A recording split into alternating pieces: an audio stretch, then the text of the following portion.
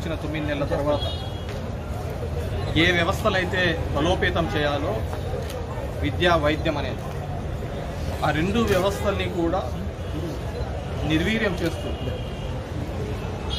గత పాలకులు అదేవిధంగా వైఎస్ఆర్ కాంగ్రెస్ పార్టీ చేపట్టినటువంటి సంస్కరణలు కావచ్చు, విద్య మీద వైద్యం మీద ఒక ఇన్వెస్ట్మెంట్ లాగా చేసిన దాన్నింటినీ కూడా ఈరోజు మొత్తం అంతా కూడా కొలాప్స్ చేసే పద్ధతి తీసుకున్నాం. మనము ఇన్వెస్ట్మెంట్ అంటే చంద్రబాబు నాయుడు వీళ్ళందరూ చెప్తున్నట్టుగా ఏదో 4 అద్దాల భవనాలు కట్టించడము, ఒక 6 లేన్ రోడ్డు వేయించడము పెద్ద ఇన్వెస్ట్మెంట్ కిందకి రాదు. భావితరాలకు నువ్వు ఏదైనా కానీ ఇన్వెస్ట్మెంట్ అంటే అది ఒక చదువు మాత్రమే. ఆ చదువుకు ఆ విద్యకు గతంలో ఏ విధంగా ఖర్చు పెట్టారు అనేది మనం అందరం చూస్తున్న సందర్భం. ఈరోజు నిరుద్యోగులకు 3000 నిరుద్యోగ భృతి అని 20 లక్షల ఉద్యోగాలని చెప్పినాడు. మొన్న 4 లక్షల ఉద్యోగాలు ఆల్రెడీ కల్పించినామన్నారు. మళ్ళీ అసెంబ్లీలో నిలదీసేదానికి లేదు, దానికి సంబంధించిన చర్యలు చేపడుతున్నామని చెప్పడం. ఈరోజు మెడికల్లో చూస్తే ఎంతమందిని స్టాఫ్ నర్సులు తీసుకున్నాం, అదేవిధంగా సచివాలయ సిబ్బందిని కానీ ఒక రిఫార్మేటివ్గా తీసుకొని రావడం జరిగింది జగన్మోహన్ రెడ్డి గారు.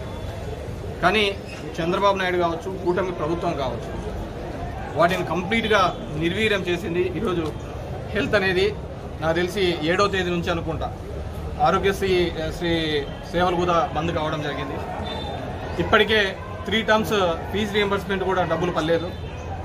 లాస్ట్ అకాడమిక్ ఇయర్ వల్ల కంప్లీట్గా క్లోజ్ చేయడం జరిగింది. సో వీటన్నిటినీ కూడా ఇమ్మీడియట్గా నెరవేర్చాలి అని చెప్పేసి ఈరోజు మా డిమాండ్లతో ఈ యువత పోరు భాగంగా ఈరోజు కలెక్టర్ గారికి కూడా అర్జీలు ఇవ్వడం జరిగింది.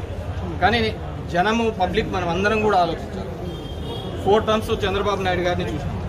ఇదే అబద్ధం మాటలు, ఇదే కలుపులు మాటలు ఏదో విధంగా కల్పించడం, ఒక నింద వేయడం, ఒక అబద్ధం పుకారు చెప్పించడం, ఆ పుకార్ని నమ్మడం కోసం ఇంకొకరితో మాట్లాడించడం, అదే కార్యక్రమం జరుగుతుంది.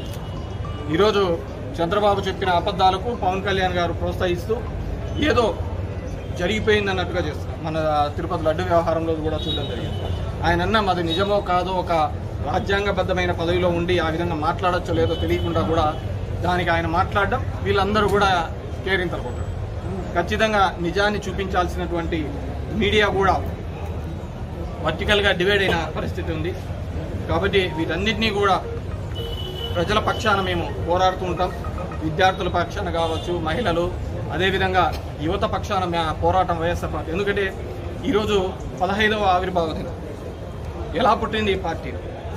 ఈ పార్టీ పుట్టినదే అన్నిటినీ వ్యతిరేకించి, ఏ వ్యవస్థ అయితే నిన్ను ఉండకూడదు, ఈ పార్టీ ఉండకూడదు అని కూకిటి వేళ్లతో సహా తొక్కేయాలని చూస్తా అంటే వాటన్నిటినీ కూడా పక్కకు తోసి ఈ 15 సంవత్సరాల్లో ఎదగడం చూశాం. 2 సీట్ల నుంచి 18 సీట్లు, 18 నుంచి 65, 60 నుంచి 151. మళ్ళీ ప్రతిపక్షం.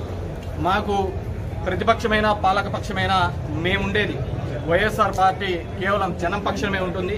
ఆ జనం కోసం ఎంత దూరమైనా పోరాడుతుంది.